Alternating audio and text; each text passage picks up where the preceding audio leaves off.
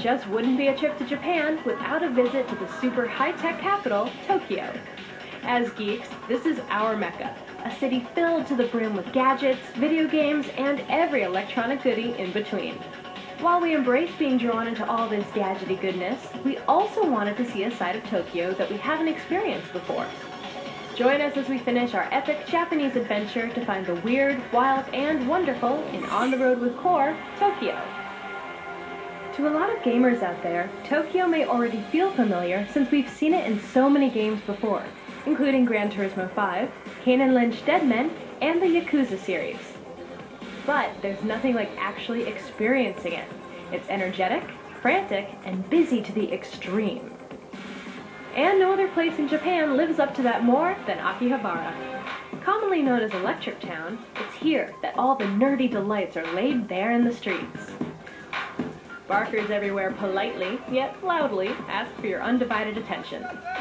After a short while wandering the alleyways choked with video game gear and computer parts, if you aren't completely overwhelmed, it's only because you've been able to drown out that solid wall of sound coming at you from every direction. It almost feels like you're inside a video game as you traverse street after street filled with gadgets and gizmos aplenty. At the pinnacle of the novel impulse purchases are the ubiquitous toy machines, cranking out small plastic toys to anyone who floats past. In a country so densely populated, space is at a premium, so who knows where all this stuff ends up? Other than in my pockets, of course. First-time visitors to Japan will become quickly aware of just how tech-obsessed this culture is the second they enter the bathroom.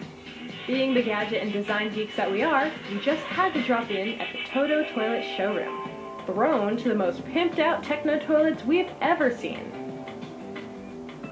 This is by far the most high-tech controller that they have in the showroom. You open it with a push of the button here. You've got two different versions of the spray, and then when you're all done, you just hide it away again. These bad boys have all the bells and whistles necessary to make sure you're comfortable, discreet, and entertained while you, well, you know. I think my favorite toilet upgrade was this one. You can detach the controller for ease of use and play music from a built-in SD card slot. As much as we could have spent all day at the museum looking at these marvels of innovation, we knew there was a big, beautiful city out there to explore. Next stop, Yoyogi Park. Well, apparently everyone else beat us to it because this place is packed. And there's all kinds of stuff going on in the park. People playing guitar, didgeridoo, biking, breakdancing. It's all fair game, and it all makes for some sweet people watching. The Japanese may work hard, but they also know how to play hard. Trouble is, we found it very hard to actually relax with all this excitement going on around us. Fortunately for us, we heard of a spot not too far away that would let us really blow off some steam.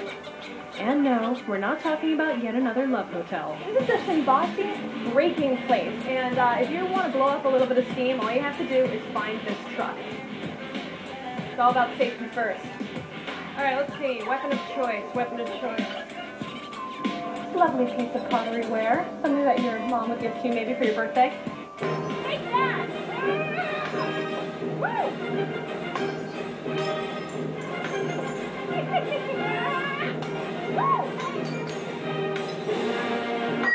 Oh, fail! Cup fail! If destroying a whole kitchen's worth of dishes doesn't tame your inner lion, then maybe you need a friend. A little furry friend.